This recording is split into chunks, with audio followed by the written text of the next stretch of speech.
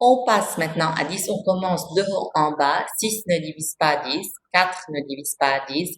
2 divise 10, mais 3 ne divise pas 10. Donc, on a juste euh, un segment entre 2 et 10. Et bien sûr, puisque 2 divise 10, donc on a 1 divise 10. Finalement, 12. Donc, on a 6 divise 12.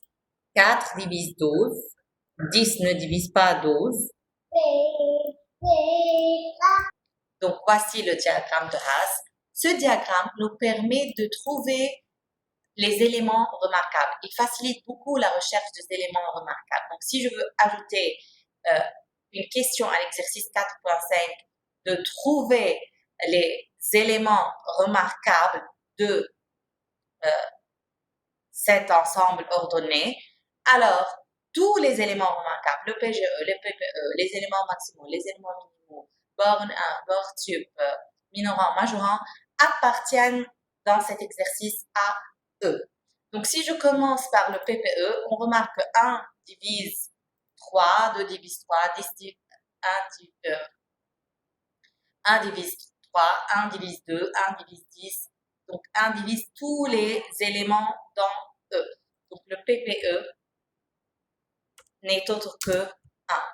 Puisqu'on a le PPE, donc directement, c'est la borne inf, donc c'est inf de E dans E, et c'est aussi l'unique élément minimal. Puisqu'on cherche, je répète, les éléments remarquables dans l'ensemble ordonné E, donc l'ensemble des minorants est inclus dans E. Donc l'unique aussi minorant n'est autre que 1. Donc l'ensemble des minorants de E dans E n'est autre que le singleton 1. Passons maintenant au PGE. On remarque qu'il n'y a pas un élément qui est plus grand que tous les autres éléments. Il n'y a pas un élément, par exemple 12, 6 divise 12, 4 divise 12, 2 divise 12, 3 divise 12, 1 divise 12, mais 10 ne divise pas 12. Donc, je ne peux pas dire que 12 est un élément, c'est le PGE. Donc, on n'a pas de PGE dans ce cas-là, donc pas de PGE, pas de borne sup.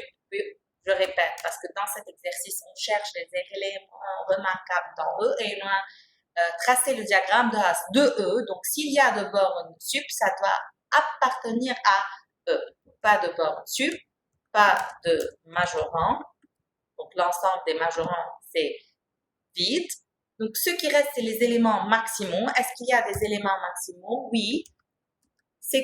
Quels sont les éléments maximaux?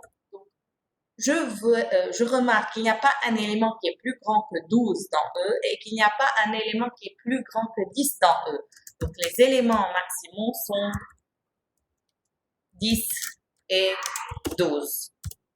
Donc, je répète, un élément maximal, cela veut dire qu'il n'y a pas un élément qui est plus grand que cet élément-là. Là, on remarque pas d'élément plus grand que 12, pas d'élément plus grand que 10, alors qu'il y a un élément, par exemple, qui est plus grand que 4, qui est 12. Il y a un élément qui est plus grand que 2, c'est 4.